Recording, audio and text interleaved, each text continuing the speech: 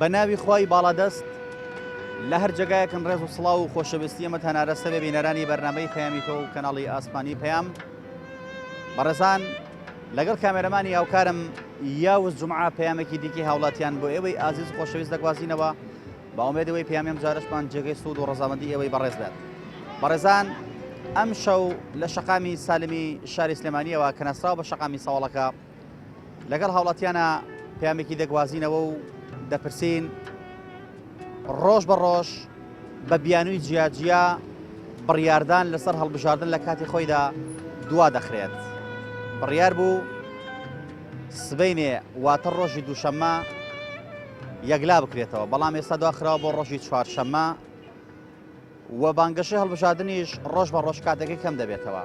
ئێمە دەپرسین دواخستنی هەڵبژاردنەکان لە کاتی خۆیدا تا چەند پێت وایە نیشانەی پرسیار دەخاتە سەر دیموکراسی لە هەرێمی کوردستاندا؟ تا چەند پێت وایە هەڵبژاردنەکان ئەگەر لە کاتی خۆیدا نەکرێت چ چارەنووسێک چاوەڕوانی ئەم خەڵکە دەکات؟ ئایا بۆچی هەڵبژاردنەکان دەیانەوێت دوا بخرێت؟ ئایا تا چەند پێت وایە لە بەرژەوەندی کۆمەڵێک کەسدایە بۆ ئەوەی لە پلە و پۆستەکانە نەبمێنەوە بۆیە نایانەوێت هەڵبژاردن بکەن؟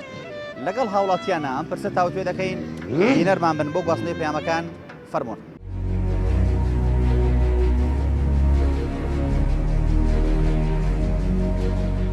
ڕۆژ بە ڕۆژ بە بیانووی جیاجیا بڕیاردان لەسەر هەڵبژاردن لە کاتی خۆیدا دوا دەخرێت. جارێ ئەگاداری هیچ نی، جارێ نازانین براوە شێ و دۆڕاوە شێ بۆ لە کاتی خۆیان نایکەن دیارە مەسلحەتی خۆیان دیتێت. من لەم کاتێ پێم باش نەبکرێت. ئیش نەماوە کەسابەت نەماوە کەسیشی نییە سەمە گەنجێکم جاران کەسابەتی بۆ ئێستا وەشم نەماوە بۆ خۆمە بێر بسوڕێمەوە.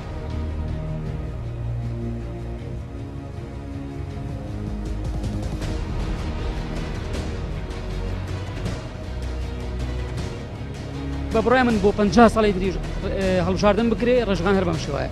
دواخستنی هەڵبژاردن هیچ بیانوێر نییە، هیچ شتێک قازانج کردانەوە هەمووی درۆ دەلەسێ. من سیقەم بە سێبەری خۆم نەما لە وڵاتی دابێژم بێ ئەمەل بووم لە هەموو شتێک. ریفراندۆم چیە و هەڵبژاردن چیە و قەوارە چیوە مان هەموو یاری مناڵانەیە.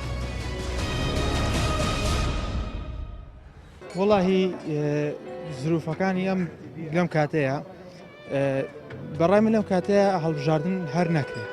بەڕای من چکە زۆر شتی ترمان هەیە کە لەم کاتەیە کەڵەکە بووە. لەم کاتەیە کۆمەڵێک شەڕێخەی گەلی کوردی گرتووە لە ئێستاە تا سنوورەکان داخراون. یعنی هەڵبژاردنیش لەم کاتەیە بکرێت لەوانەیە ئەوەی تر کەڵەکە بێت لەسەر حکومەت و وەسەر خەڵکیشەوە. پێداش نەبکرێت؟ من لەم کاتەیە پێم باش نەبکرێت. چەند پێت وایە هەڵبژاردن کە نەکرێت لە بەرژەوەندی کۆمەڵێک کەسدایە بۆی لە پلۆپۆست و پلەکانیان بمێنەوە؟ وەڵی بە تاکید ینی ئەو دواخستنی هەڵبژاردن لە مەسلحەتی حکومەتە لەم کاتەیە، بەڵام ڕەنگە زەرەدیش لە خەڵک بات لەم زروفە. ینی نازم شتەکانەوە کەڵەکە بۆ بەسەر خەڵکە و بەسەر حکومەتیشەوە. ینی ئەتوان بڵم ئێستا لەم کاتەیە خەڵکی سەرۆدەرە لەم شتانە ناکات. ئەگەر هەڵبژاردنەکان لە کاتی خۆیدا نەکرا تا چەند پێت وایە نیشانەی پرسیار لەسەر دیموکراسی دروست ئەبێت؟ دواخستنی هەڵبژاردن بە تاکید دەبێت هۆکارێکی هەبێت. ئیتر ئەو هۆکارەش بە حکومەت ڕوونی کاتەوە. یعنی دواخستنی هەڵبژاردن لە خۆ ناکرێت، بەبێ هیچ هۆکارە نابێت دواخستن هەڵبژاردنەکان دواخرێت. بەڵام ئایا بۆچی دواخرێت دەبێت بێ چۆنڵی بەڵگەیەک کە پێشتێکەوێت کە قەنەعەت بە خەڵکە قەنەعەت بە گەلی کوردستان بکە کە لەبەر ئەم هۆکارە هەڵبژاردن دواخرێت. دوای خەن و پێشێکەکان هیچ لە مۆزوع ناگۆڕن.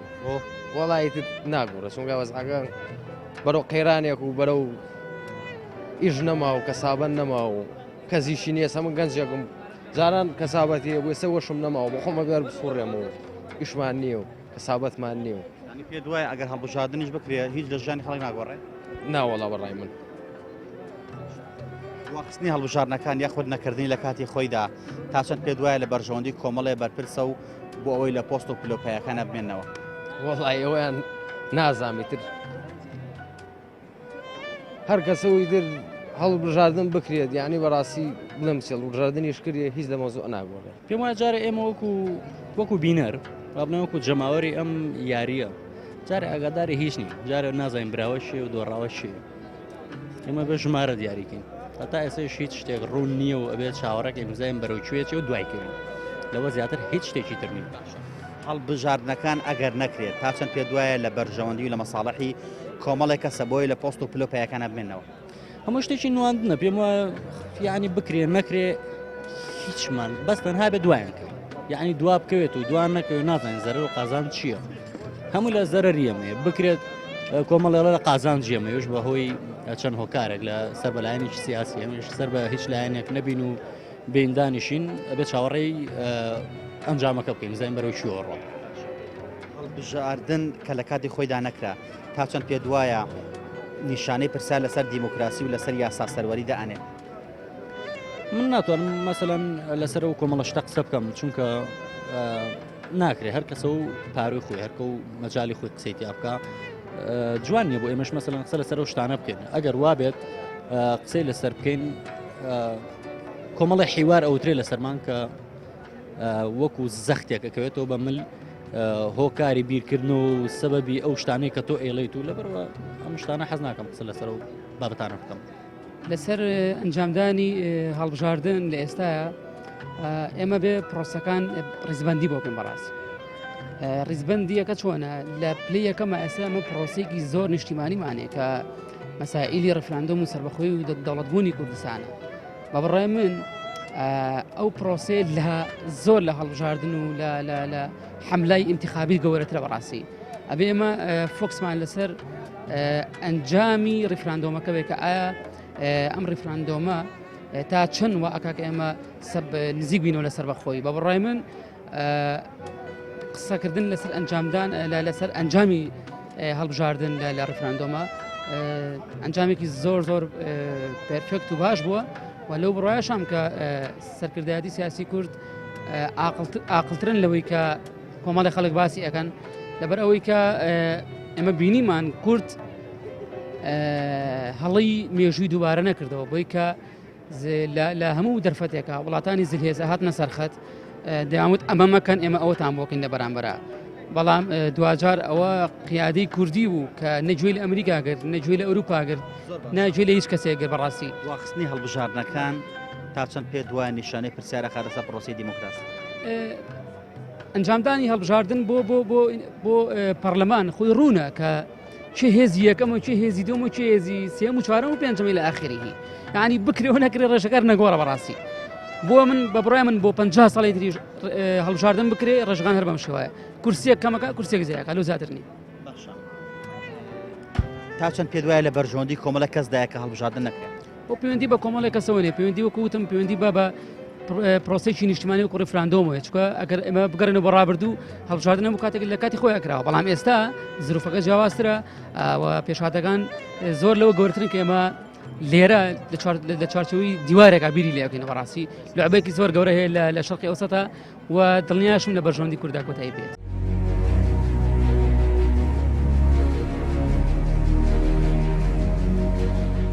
ڕۆژ بە ڕۆژ بە بیانووی جیاجیا بڕیاردان لەسەر هەڵبژاردن لە کاتی خۆیدا دوا دەخرێت.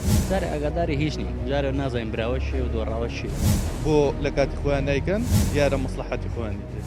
من لەم کاتێ پێم باش نەبکرێت ئیش نەما و کەسابەت نەما و کەزیشی نییە هەموو گەنجێکم جاران کەسابەتی وێسە وەشم نەما و بۆ خۆمە بێر بفڕێمەوە.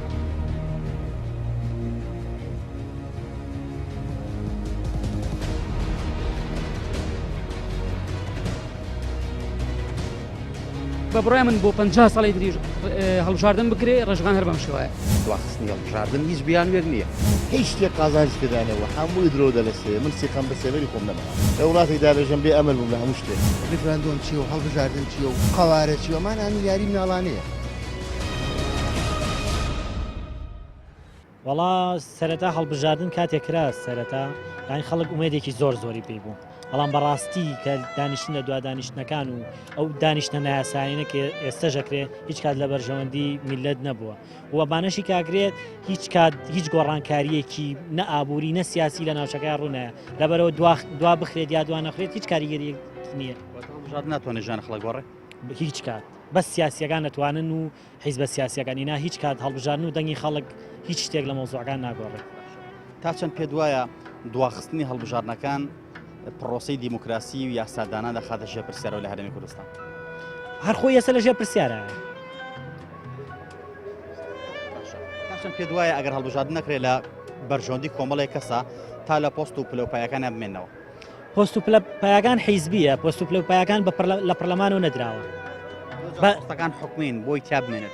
پۆستەکان ئەو پۆستانی کە ئەساسی نەدرێ بە حیزب دەسەڵاتدارەکان، ئەو پۆستانەشی کە بۆ نمونە کاریگەریکی زۆر دروست ناکەن ئەوەش ئەدرێ بە حیزب لاوەکیەکان، کەواتە هەر کامێکیان بێ نە حیزب لاوەکیەکان نەتوانن کاری خۆیان کەن و حیزب سیاسیەکان دەسەڵاتدارەکانیش ئەوەیە کە ئێستا خۆتانی بن وەزعەکان چی لێ کردووە. هەمووی بەزەرەدی خەڵکەشێتەوە. بەڕاستی ئێساوەتا ئەوەی کە ئێستا تێکەوتوین خەڵکەکە باجەکەیە. وڵایە تا ئەوڕۆی کراوە بەزەرەدی میلەت تەواو بووە. هیچ شتێک قازانجی تێدانەوە، هەمووی درۆ دەلەسێ، من سیقەم بە سێبەری خۆم نەماوە. لە وڵاتێکدا دەژەم بێ ئەمەل بووم لە هەموو شتێک. وەختێکە تۆ عەرەب لەوەتی هەیە چیمابارانت دەکات، ئەنفالت دەکات، زیندە بە گۆڕت دەکات، ئەوەی خراپە پێت دەکات، دانوستانی چی لەگەڵ دەکەی؟ هیچ دانوستانێکی لەگەڵ ناکرێت. پێم وانێ دانوستانی لەگەڵ بکرێت. هەڵبژاردنەکان ئەگەر لە کاتی خۆیدا ئەنجام نەدرێت تا چەند پێ وایە دیموکراسی و یاسادانە نەخاتە ژێر پرسیارەوە لە هەرێمی کوردستان. وەڵی جا لەوەتی 26 ساڵە هەر لەژێر پرسیاردای. هەمووی هەر لەژێر پرسیاردایە. بە مەسئولەکانیشەوە، بە بەرپرسەکانیشەوە، بە سەرکردەکانیشەوە. هەمووی بەرپرسیارێتە. بەرپرسیارە لەوە زیاتر چییە؟ چیە ماندوونێ لە وڵاتە بەس پێم بڵێ. ئەگەر هەڵبژاردنەکان نەکرێت تا چەند پێ وایە لە بەرژۆندی کۆمەڵە کەسدا بۆی لە پۆست و پلەپایی خۆیدا بمێنێتەوە. وەڵی من پێم وایە هەمووی بۆ پلەپایەیە. ئەوە بیر باوەڕی خۆمە. هەتا ئەوڕۆ بۆ پلەپایە بووە، ینی بۆ دڵسۆزی و خەمخۆری و ئەو وڵاتە نەبووە. کوا خەمخۆر، کوا دڵسۆز، کامە؟ چمان بۆ کرا کە باش بێ. پێشکەوتێکمان هەیە. هیچ کەس بە مەبدە ناستە پێشەوەی شەڕ. باوەڕ ناکەم خەڵکی مەبدە ئیمانە بێ، هەمووی بۆ پارەیە. لە شەڕی ناوخۆ براکوژیەوە تا ئێستا هەمووی بۆ پارە بووە. وەختی خۆی خەڵکیان بانگ دەکرد بە ئاشکرایی داگوتەوە 1000 دینار و بۆ شەڕی براکوژیان دەنار بۆ پێشەوە. ئەوڕۆ شەڕ عینشتی دەبینەوە. لەوە زیاتر شتێک کە نابین. مێدە نییە؟ نە، بێ ئەمەلم لە هەموو شتێک بێ ئەمەلم لەبەر ئەوەی حتا سەرکردەکان بە خۆیان دانەسنەوە، خۆیان نەکەنە فیدا بۆ ئەو خاک وڵاتی وەکو قازی محەممەد، وەکو ئەو سەرکردانێک کە لە پێنا ئەو میلەتێدا خۆیان ژیانی خۆیان بەخشیوە، قاسم لۆی وەکو زۆر سەرکردەی دیکە هەنەکە لە پێنا ئەو وڵاتەدا ژیانی خۆیان بەخشیوە. ئەوانش دەی بە خۆیان دابستنەوە. سیاست ئەوە نییە، سیاسەتی سی و شتی سی. ئەوە گاڵتەکردنە بە خۆیان و بە خەڵکیش. حاڵی منەوە بەهانەیە، ئەمە کات بەسەربردنە هەڵخڵاندی ئەم گەنجانێ، ئەم لاوانی ئەم وڵاتی ئەمەیە. هیچ شتێکمان بۆ نەکراوە تا ئیسا. ینی نە ڕیفراندۆم، نە هەڵبژاردن، ینی بۆ یاری مناڵانە. ینی من وەکو گەنجێک قەناتم بە هیچ شتێک نەماوە لەم وڵاتە. ڕیفراندۆم چییە و هەڵبژاردن چییە و قەوارە چییە، ئەمان ئەمی یاری مناڵانەیە. بە حەقەت من هیچ شتێک ینی شتێک نییە کە من دڵم پێی خۆش بپیان. چی وا بێئومێدی؟ بێئومێدم، ینی ئەمەنیان لەگەڵا شتی ویان بەرامبەرە بێمە کردووە، دوێ ویان احترامە لەم تەلەڤیزیۆنەوە، دوێ ویان لەگەڵا کردوون ئەسڵەن قەناعەتم پێیان نەماوە. گەنجیەکەم لە گەورەی تا بچووکیان ئەمەلم بە هیچ کەسێکیان نییە. ئەگەر هەڵبژاردن نەکرێت تا چەند پێ وایە لە بەرژەوەندی کۆمەڵە کەسدایە بۆی لە پۆست و پلەپایی خۆیدا بمێنێتەوە، بەمەبەستی ژوا ئەگەرێک هەڵبژاردن نەکرێت. حتمما بکرێ و نەکرێ ئەو پۆستە و ئەو پلانی کە دیاری کراوە هەرمێنێتەوە. حەزەکەی من بەیانێکم سەوتێن سەوت نایە. ئەمە شتێکە مەحدوودە دیاری کراوە، بەس ئەوەی خەڵکە مەخژوڵەکەن، خەڵکەکە شەوەشەکەن بڕۆ سەوت بە بڕۆ ئەمەکە لەبەرینە کاتەکە بەسەر برن. ئەجینە بچم و نەچم چۆن وەکو ئەمەی کە کرا ڕفراندۆم بچین و نەچین شتەکان جێبەجێبێ. ئەمیش ئەینە شتە ئەو پۆستەوە ئەو پلانی کە دیاری کراوە. من 33 ساڵم، 20 ساڵی ئەم تەمەنم بیرم بێت هەر ئەمانە بووە، هەر ئەمانە شەڕات. دڵنیام هیچ ئەمەلێکی نییە. تا چەند پێ وایە ئەگەر هەڵبژاردن نەکرێت پرۆسەی دیموکراسی، پرۆسەی یاسا سەروەری لە کوردستان ناکە لەژێر پرسیارەوە؟ حتمما ئەکەوێت، چونکە لەبەرەوەی ڕۆژ بە ڕۆژ میلەتمانە ڕوخێت، ڕۆژ بە ڕۆژ سیقیان لە دەستەچن.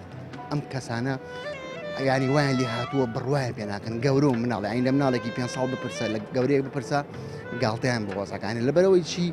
لەبەر ئەوەی کە ئەمەنیان گفت پیاوین، ئەمەنیان شت پێوتون ئاواکەین، ئەماکەین هیچ شتێکیان لە بارایان نییە. ینی من چی ئەمەلێکم پیان بێت. چاوەکەم سڵاو لەبێ. سڵاو لە تۆش بێ. هەڵبژاردن ڕۆژ بە ڕۆژ دوا دەخرێت. با بڵێن بڕیاردان لەسەر هەڵبژاردن ڕۆژ بە ڕۆژ کۆبوونەوەکان دوایە خات. تا چەند پێ وایە ئەگەر هەڵبژاردن نەکرێت برام هەیە زای بۆچی ئەو نادرۆ لە خەڵکە کردووە، خەڵک تمامی بێز نەماوە. ڕاستێکە بە خەڵک ناڵن تێگەی من کاتی خۆی مناڵ بووم سەدام بڕیارێکیە قسەکەی تاوا ناکە برارەکە تەمفیزکرا بوو ئەمە نا ئەمڕۆ قسەیەکە سبێنە قسەیەکی دەکەن سەکان ناقیحی نییە بۆ ملەتە مانیان نەماوە متمانیان بەلای منیز نەماوە داواکەم لە بەرپرسان و گەورەکانمان بەخوا نەبچنەوە ئاوڕێ لە ملەتە بنەوە ئەم ملەتە تاکەی ئاوازە بروسان خواردن ئەم گەنجانان بێژ بوون هەموو بێ سەر و شوێن هەموو ڕۆم بە وڵاتان لەم ئاوای هەموو تیاچن ماقول نییە بەخوا بەلایم باش نییە بەزی شەڵاو متێوانم لەمە لە ئاوڕێ لە ملەتە بە بۆ هەڵبژاردن بکرێت یەخوارد بکرێن پێم خۆشە بکرێ بەشکەم ئەم ملەتە بێ بەشتێ بخۆی ئەگەر بکرێت سوودی خەڵکی تیابیان هەر وەسعەکە خۆیە بێ احتیمالیە سوودی شتیا بۆ خەڵکە احتیمالی هەیە بەشکەم ئەم جاران زەبروزەنگیان لەسەر بێم جانان بکرێت و سوودێک بۆ میلەتە هەبێت گەر هەڵبژاردن نەکرا و دواخرا تا چەند پێ دوایە لە بەرژەوەندی کۆمەڵی کەسەوە ئەیانەوێت مەرامی تایبەتی خۆیان بەجێبێنن وەڵای چی بێ بڵم نازانم لەوایە چی جواب بەمەوە ئەمانە هەموو لە دەست خۆیانایە تێگەی بیانێ بانی شتێکن بیانێ بانی نایکەن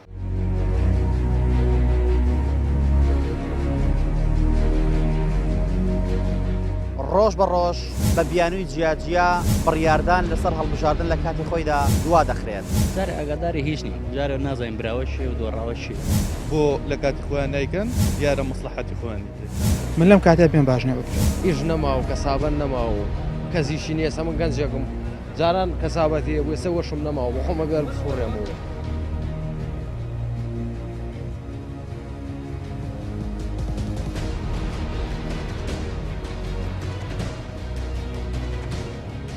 بە بڕای من بۆ 50 ساڵی دریژ هەڵبژاردن بکرێ ڕێژگان هەر بەم شێوایە دواخستنی هەڵبژاردن هیچ بیانوێک نییە هیچ شتێک قازانج کردانەوە هەمووی درۆ دەلەسێ من سیقم بە سێوەری خۆم نەما لە وڵاتی دابێژم بێ ئەمەل بووم لە هەموو شتێک ریفراندۆم چیە و هەڵبژاردن چیە و قەوارە چیە مان هەموو یاری مناڵانەیە کۆمەڵێ بۆ چوون هەتا ئێرە لەم بەرنمەیەدا خرانە ڕۆ یەکێ لەو بۆ چوونانەی کە زۆر سەرنجی من ڕاکە شاوی ژەوەیە کە هەندێک هەیە دەڵێن هەڵبژاردن بکرێت و نەکرێت خەڵەکە لە شوێنی خۆیەتی وەزع هەر لە شوێنی خۆیەتی ژیانی خەڵک هەر لە شوێنی خۆیەتی بۆیە کە هەڵبژاردن ئەکرێت زۆر جارەوە چاوبەستێکە لە خەڵک و یانوێ خەڵک مەشغوڵکەن ئەگەر نا پێشتر پۆست و پلە و پایەکان دابش کراون لە نێوان حیزبەکانە بە تایبەتی حیزبە باڵادەستەکان بۆیە هەندێک پیان وایە ئەگەر هەڵبژاردن بکرێت ناتوانرێت ژیانی خەڵک خۆش بێت بۆیە دەبێت لە ڕووی سیاسیەوە دانوستان بکرێت لە نێوان حیزبە سیاسیەکانە و ئەوان بڕیار لە چاکردنی چارەنووس و ژیان و گوزەرانی خەڵک بدەن ئەو کاتە دەتوانرێت وەزعی گوزەرانی خەڵک باش بکرێت و ژیان خۆش بکرێت و بۆچوونێکی ژێ دەوترێت لە ئێستادا بە بۆرین ڕێفراندۆمەوە فشارێکی زۆرمان لەسرە ئەوە تا ئەمڕۆ کە 15 مانگە بە بڕیارێکی حکوومەتی عێراقی وڵاتی ئێران هەموو خاڵە سنوورەکانی لە هەرێمی کوردستان داخستووە بۆیە هەندێک پێیان وایە زەڕۆر نییە لە ئێستادا هەڵبژاردن بکرێت چونکم خاڵی گرنگتر هەیە لە هەڵبژاردن کە چاکردنی گوزەرانی خەڵک و ئاساییکردنەوەی پەیوەندی نێوان بەغدا و هەرێمی کوردستانە بەڵام بەگشتیش هەڵبژاردن لە کاتی خۆیان بکرێت شتێکی باشە چونکم تەنها هەڵبژاردنە دەتوانێت ڕووی جوانی دیموکراسی بە کۆمەلگاکان بناسێنێت ئێمە زیاتر بەردەوام دەبین بابزانین چیمان پێ دەڵێن هاوڵاتیان سەبارەت بە ئەنجامدانی هەڵبژاردن لە کاتی خۆیدا بینەرمان بن زیاتر بەردەوام دەبین فەرمون مەکات بەڕێکردنێکە بۆی هەڵبژاردن لە کاتی خۆیان نەکرێت حیزبە باڵا دەسەکانە ئێوە خەڵکە بۆ 4 ساڵ تۆ دەنگماناوە بەم پەرلەمانە تێگەی نەماناوە تۆ 4 ساڵ بیکەی بە 6 ساڵ بیکەی بە 8 ساڵ بیکەی بە 10 ساڵ بۆ 4 ساڵ دەنگماناوە هەر ئەوەنە یەکەم جا کە لەنەوە 2005 بەڵێ بە تاکی دۆ لەنەوە 2005 بەش بەرژەوەندێکی کورسەکەی خۆیەتی کەس بۆ بەرژەوەندی مەسلحەت و شخصی و کەسێتی خۆیەتی نە هیچیگەی لە پشت نیەمە چەند پێ دوایە بەرژەوەندی کۆمەڵی کەسە بۆی لە پۆست و پلە و پایەکانە بمێنەوە بۆی هەڵبژاردن یانوێ نەکرێت بە تاکیدار بە ئەوەیە بەرژەوەندی خۆیانەوە شخصی و کەسی خۆ حیزبی خۆیانە لە هەڵبژاردننی شەترسن بە تاکی دەمانە لە سزای خەڵکە ترسن هەروانەیە هیچیکەی لە پشت نیە دواخستنی هەڵبژاردن هیچ بیانوێک نییە ینی با لە شەڕابێ با لە هەشتێکا هیچ شینێکیشمان نییە کۆمیسیۆنیش هەموو ئامادەکاری کردووە هەموو ئامادەکاری کردووە بە تاکیدا ینی ئەو لە هەموو دینێکە ڕایگەێنێڵم هەموو ئامادەکاریەکمان تاوا کردو بۆ هەڵبژاردن بەڵام کە نایکە حیزبە باڵا دەسەکان و چەند حیزبێکی کێ ئەگەر هەڵبژاردن نەکرا تا چەند پێ دوایە پرۆسی دیموکراسی و یاسادانان لە هەرێمی کوردستانە دەکەوێتە ژێر پرسیارەوە بە تاکید ئێستش ئەتوانین بڵین کەوتووە ینی ئێستش کەوتۆتە ژێر پرسیارەوە هەڵبژاردنەکان لە کاتی خۆیان ئەنجام نادرێ بۆیە ئەگەر بەپێی قانون بۆ یەکی ئەنزا بزانم بۆ ئەمڕۆ 15 ڕۆژ وایە بانگەشە بواە وتیان درێژەکەن و یعنی بۆ 15 مانگ وابزانم 15 ڕۆژ حملەی انتخاباتە بێ دوای ئەوە انتخاباتە بێ وانە ئێوە بووە 15 مانگە هیچیش دیار نییە ئەمە خۆی ئەومان پێڵە کە هەڵبژاردن ناکرێت پێم وایە هەڵبژاردن ناکرێت تا چەند پێ دوایە لە بەرژەوەندی کۆمەڵە کەسدای هەڵبژاردن نەکرێت بۆی پۆست و پلۆپایەکانی وەکو خۆی بمێنێت وڵای دیارە لە بەرژەوەندیە بۆی وایان لێ کردەوە ساکە کە هەڵبژاردن نەکرێت ئەگە لە بەرژەوەندیان نەبووە لە بەرژەوەندی خۆیان بووە لە کاتی خۆیان ئەنجامیان کۆمیسیۆنیش ئامادەی خۆی نیشان داوە کە هەڵبژاردن ئەکەن ینی کەواتە کۆمیسیۆنی خەلەلێکی نییە نەخێ خەلە لە کۆمیسیۆنەوە نییە خەلە لە حیزبەکانەوە بۆ لە کاتی خۆیان نیکەن دیارە مەسلحەتی خۆیانی دێت تا چەند پێ دوایە بە نەکردنی هەڵبژاردنەکان پرۆسی دیموکراسی و یاسادانان لە هەرێمی کوردستانە دەکەوێتە ژێر پرسیارەوە وەڵا ئەنجاوە خۆی دیارە لە ژێر پرسیارە ڕۆژ بە ڕۆژتەکان خۆی دیارە کە وەزعەکە وا بڕوا هەموو شتەکان کەوتونەتە ژێر پرسیارەوە بۆم خەڵکە بۆ چوونەگەی دەوترێت حیزبەکان بۆیە نانوی هەڵبژاردن کەمەتادی باڵادەستەکان لە سزای خەڵکە ترسنەوە ڕاستە پێم وایە ڕاستەوە وڵای تە سیاست هەموو شتێک مەقبولە هەموو شتێک قابلی بڕاتیە بێگومان نەمەڵتیە شێوازی زۆرە لە سیاستیش ئێمە وەکو کەسێکی بەڕاستی من لە سیاست نازان باش بە حەڵی خۆم گشتیەکان کە خەڵک لە بەرچایەتی ڕۆژە لە بەرچاو دیارە وانی بزان قواری کە تازاتۆ ناو ساحەکەەوە ئەوە شۆکارێکە بەوەی کە هەڵبژاردن دوا بخەن ئەوە شۆکارە دەوری زۆرە بوو حاڵەتە چەند پێ دوایە لە بەرژەوەندی کۆمەڵە کەس دانیە کە هەڵبژاردن بکرێت چکۆم بەوە هەڵبژاردن کە کرا ڕەنگە کۆمەڵە پۆست و پلۆپای لە دەست بدرێت قوربانجان سەبارەت بە هەڵبژاردن کەس دەنگ نایەت کەس ئیمانی بە هەڵبژاردن نەماوە کەس ئومێدێکی بەم حیزبانە نەماوە هەچی حزبێکی کە تازاتۆ دەناو ساحەکەەوە باسی کۆمەڵی پڕۆژە و کۆمەڵە چاکسازی کردووە ئێستا ینی کە هاتوونەتە ناو ساحەکەەوە حکمیشان کردو دەست لە ئەنجامە هیچ هەمووی لە پێناوی بەرژەوەند و مەسلحەت و پۆست و مەنسەب و مەساڵحی خۆیانە غیرەوە فقط هیچ شتێکی کە نییە تر بۆیە و ئێمە وەکو هاوڵاتیەک ینی هیچ ئومێدێکمان بە هیچ حزبێک نەماوە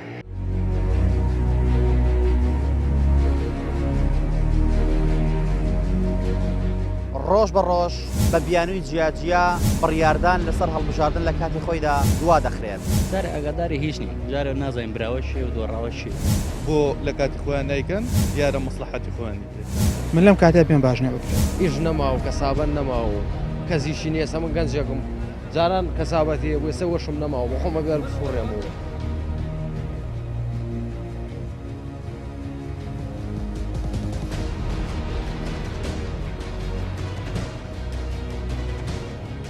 بە بڕای من بۆ 50 ساڵی تریژ هەڵبژاردن بکرێ ڕێژگان هەر بەم شێوەیە دواخستنی هەڵبژاردن هیچ بیان وێک نییە هیچ شتێک قازانج پێدانەوە هەمووی درۆ دەلەسێ من سیقم بە سێوەری خۆم نەما لە وڵاتێکدا لەژەم بێ ئەمەل بووم لە هەموو شتێک ریفراندۆم چیە و هەڵبژاردن چیە و قەوارە چی ئەمان هەموو یاری مناڵانەیە بەس ئەوە نازانم هەر خۆیان بە ئارزوی خۆیان یاسا دانێن خۆشیان بە ئارزوی خۆیان دەنگ دانێن کۆمەڵەشت ینی ئێمە وەکو هەڵاتی هیچ شتێک نازانین نایی تەماشای چیان کەن ڕۆیایەکیان نیە سنوورێکیان نیە حدودێکیان نییە تەماشایان بکەیت ئەوەی مەسەلەکە ینی ئێمە وەکو هەڵاتی هیچ ئومێدێکمان بمان نەماوە دووسێ ئەگەر هەیە لەوانەیە بگری و لەوانەیە نەگری ئەم مراوغی بینی حیزبەکان تا بێ قوڵترە بێتەوە یعنی ئەوە تا پەرلەمان بۆی کۆبێتەوە کە بڕیار لەسەر هەڵبژاردن بدات ڕۆژ بە ڕۆژ کۆبوونەوەکانی دو ئاخات ئەمە پەیامێک نییە بۆی کە هەڵبژاردن ناکرێت وەڵاهی خۆی لەوە ئەچێ بکرێت بەس موبەڕیرێنەوە بۆ نەکردنی خۆی ئەگەری زۆرەکە بکرێ بەڵام شتێ دروستەکەن ئێستا بە بۆنەی ڕیفراندۆم و ئەوەنەی بۆ چوونی من پێشببینیکەم لە وەزاقە تێگەم متابعی شتەکان بکەی تێ ئەگەی کە تۆزێ مەلەلێکی تایە وەستاوە و هێشتا دەرنابڕێ کۆمسیۆن ئامادەی خۆی دەربڕیوە کە بەڵێ ئێمە دەتوانین لە کاتی خۆی هەڵبژات بکەین و هەموو ئامادەکارێکمان کردووە. پێ وایە بۆچی ئەوانەی کە بڕیار بەدەستن بڕیار نادەن کە هەڵبژادن بکرێت تا چەند پێ وایە لە سزای خەڵکە ترسنەکە هەڵبژادن بکرێت سزایان ئەدەن. ڕاستە وایە بەڵام لەواچێ بیانەیە بەما شەرمەزاری خۆیان دەرنەکەن ئەم حیزبە باڵا دەستانەی کە ئێستا ئەم هەرێمایان بەدەسە و وەزعیشی وان خوڵقانووە جورئەتیەوە ناکەن کە بڵێن بکرێیان نەکرێ یعنی ئەمە لاواچێ بۆ خەڵک بەجێ بێڵن لەم بینەیە بۆشاییە دروستەکەن کەشتەکان ئاڵۆزەکەن لە چاوی منوتۆ و کەسێکی ئاساییە. چەند پێ دوای ئەگەر هەڵبژاردن نەکرا پڕۆسەی دیموکراسی و یاسادانان دەکرێتە ژێر پرسیارەوە لە هەرێمی کوردستان. وەکو خۆتە زانیت و هەموو کەس ئەوەی لەم شارەیە بژی کەوتوتە ژێر پرسیارەوە هەتا ئێستش تا پەرلەمان خۆمانە زانین هەموو ێزانێ پەکخرا و دوایی چۆن دروستکرایە و مەرجەعیان کردەوە. بەڕاستی وایە ئەکێتە ژێر پرسیارەوە هیوادارین ئینشەڵا باش بێت. وەخستنی پەرلەمان تا چەند پێ وایە لە قازانجی خەڵکە و باشترە کە دوا بخرێت.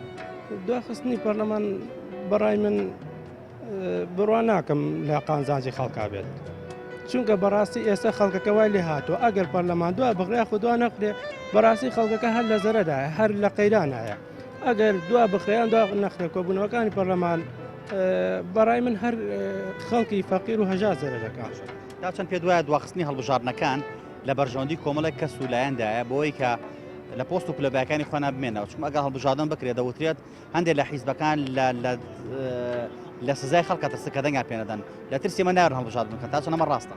بەڕای من ئێستا لەوانەیە ئەوە ڕاست بێت بەڕای من ڕاستە چونکە بەڕاستی ئێستا حیزبەکان زۆر بوون هەرکەس ینی ئەبینی کە کەسێک سەرمایەدارە یاخود بازرگانە یاخود سیاسەتمەدارێکی گەورەتر بۆ پێشتر هاتۆ کۆمەڵی خەڵکی لە دەوری خۆی کۆ کردوێتەوە حیزبێکی داناوە لەبەر ئەوەی ئەویش ینی بتوانێت بەشدار بە لە حکوومەتە بۆ ئاماجەی هەنی ئەوە ئاماژی سەرەکەی کە بەشدار بێت لە حکوومەتە. دواخستنی هەڵبژاردنەکان یاخود نەکردنی تا چەند پڕۆسی دیموکراسی خەدە ژێر پرسیارەوە لە هەرێمی کوردستان. دواخستنی پەرلەمان بەڕای من لەوە ئاچێت بیخاتە ژێر پرسیارەوە لەبەر ئەوەی پەیوەندی بە بەرژەوەندی خۆیانەوە هەیە ینی پەیوەندی بە بەرژەوەندی سەرکردەکانەوە هەیە.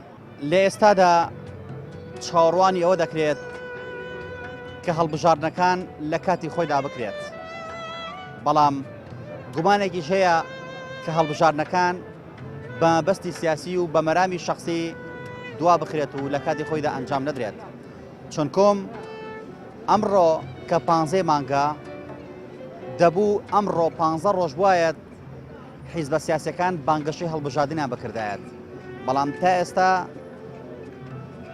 بڕیار نەدرا لەوەی کە هەڵبژاردن بکرێت لە کاتی خۆیدا ئەگەرچی کۆمسیۆن ئەرکی سەرشانی خۆی بەجێهێناوە بە ڕاستگۆیانە وتوانە ئێمە دەتوانین لە کاتی خۆیدا هەموو ئامادەکارێکمان کردووە کە هەڵبژاردن بکەین بەڵام چەند حیزبێک لە هەرێمی کوردستانە بۆ مەرامی تایبەتی خۆیان دەیانەوێت هەڵبژاردنەکان ڕۆژ بە ڕۆژ وادەکەی دوا بخەن واتە کۆبوونەوەکانی پەرلەمان دوا بخەن بۆی نزیک بێتەوە لەو ڕۆژێک کە هەڵبژاردن نەکرێت دواترش بڵێن هەڵبژاردن ناکرێت ئەمە نیگەرانی لای هاوڵاتیان دروست کردووە کە دەڵێن ئێمە ئەندام پەرلەمانێکمان بۆ 4 ساڵ هەڵبژاردووە نەک بۆ 5 ساڵ و 6 ساڵ و 8 ساڵ وەکو چۆن لە ساڵی 92 کە هەڵبژاردن کرایتر هەڵبژاردن نەکرێتەوە تا 2005 ماوەی 13 ساڵی خایان واتە 9 ساڵ بە ناشەرعی پەرلەمان کارەکانی خۆی بەڕێوە دەبێت بۆیە لە ئێستادا گومانی ئەوە دەکرێت کە هەڵبژاردنەکان دوا بخرێت و هەندێک بۆ چوونی ژێ پێیان وایە هەندێک لایەنی سیاسی